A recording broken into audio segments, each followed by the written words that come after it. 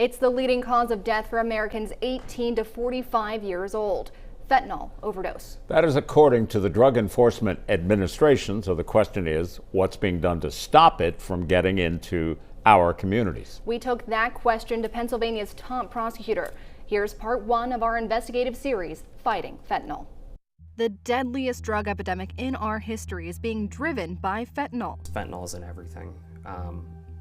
Whether it's marijuana from the street or heroin, fentanyl is in it. This is an everyone problem. I mean, this is a people problem. It's a humanitarian issue. It's a problem that doesn't discriminate, affecting families from every background in every community. What we discovered was that, and unless you're in the throes of it or you have a family member or a close friend, people don't recognize how powerful addiction is. To understand how we got here, let's break down the history of the opioid crisis.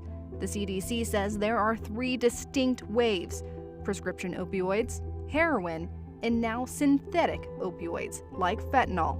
About a decade ago is when the heroin epidemic really sort of took over, when overdose deaths tripled in Pennsylvania. And back then it was heroin. As the years have gone on, the heroin has sort of kind of walked out of the picture and it's been replaced by fentanyl. Fentanyl can be deadly, even with just one use. So it is incredibly lethal, incredibly dangerous, and it's everywhere in the drug world right now. It takes just 2 milligrams to kill someone. Take out a number 2 pencil, sharpen it, and just the graphite tip. If you were to take like powdered sugar and sprinkle it over the graphite tip, the amount of powdered sugar that will stay on there is enough to kill you. Nationwide, overdose deaths have started to decline, but locally, the numbers may surprise you. To highlight a few counties, Blair County saw 43 deaths, Cambria County saw 55, and Clearfield County had 20 deaths. These are overdose deaths just involving fentanyl. But how does this deadly drug get here? Fentanyl is manufactured primarily in Mexico, and a lot of times it's manufactured with ingredients that's obtained from China. And the big question, how do we fight back? The number one way to make our community safer with regard to illegal drugs is through attacking both the supply and the demand. Prevention is really the key. Going out to these schools, talking to these kids, talking to these community organizations. Hey, if you need help, here's help. Even when the conversation is hard, it's worth having.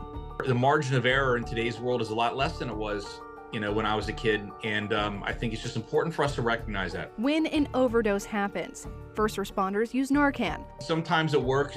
Sometimes you have to utilize it 2 or 3, 4 times. Sometimes it doesn't. It just depends. I mean, quite frankly, it depends on the dosage, and it just depends on what they're using. But that scary moment can be prevented. Both District Attorney Sayers and Attorney General Sunday say communication and recovery programs are essential. What about the people trying to break free from addiction? People need to recognize that long-term recovery is a real thing. It does happen. I've seen it in the world around me. I know people that are in long-term recovery. And it absolutely can happen. And for those taking that first step, local programs are ready to help. If it's their first time through, we have the LETI program, the Law Enforcement Treatment Initiative, to put them on a diversion track, hopefully get them clean over a year and a half period. Even with all the right precautions, some people slip through the cracks.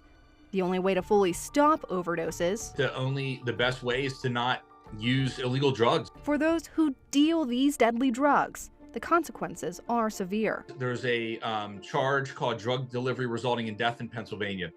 And, when someone is dealing drugs and they know that their drugs can kill people and they don't care, then sometimes if the facts support it, then that person might be charged with drug delivery resulting in death. The sentencing guidelines for fentanyl are significantly higher than any other drug that is given an OGS, an offense gravity score.